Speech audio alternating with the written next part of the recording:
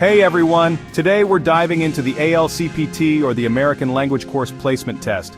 This test is super important because it helps figure out your English language skills. It's used by the US military and other organizations to see how well you understand and speak English. The ALCPT is like a measuring stick for your English. It looks at different parts of the language, like how well you understand spoken English and how well you can read and write.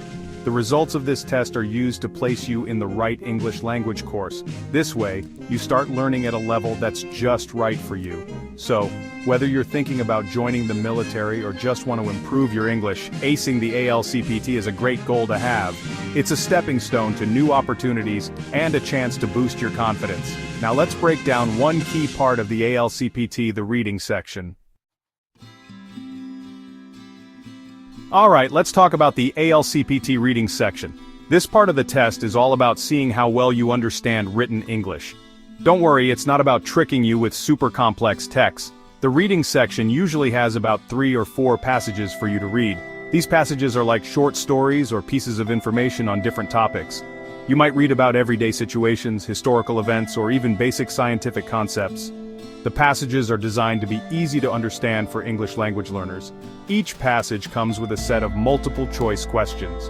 Your job is to read the passage carefully, and then choose the best answer to each question based on the information you just read. The reading section is timed, so it's important to work efficiently, but don't rush. Take your time to read each passage and think about the questions.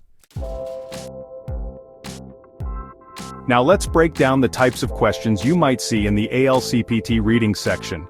Knowing what to expect can make a big difference on test day. One common question type is about finding the main idea of the passage. This means you need to figure out what the overall message or point of the passage is. Another type of question focuses on details. These questions ask you to identify specific facts or pieces of information that are directly stated in the passage. You might also see vocabulary questions where you need to show that you understand the meaning of words or phrases in the context of the passage. And finally, there might be inference questions. These questions require you to use the information given in the passage to make logical guesses or draw conclusions. Remember, the answers to inference questions won't be directly stated in the passage, but you can figure them out by thinking critically about what you've read. Ready for some test-taking strategies? Here are a few tips to help you rock the ALCPT reading section. First up, practice active reading. That means underlining keywords, jotting down notes in the margins, and really engaging with the text. This will help you remember what you read and find information quickly when answering questions.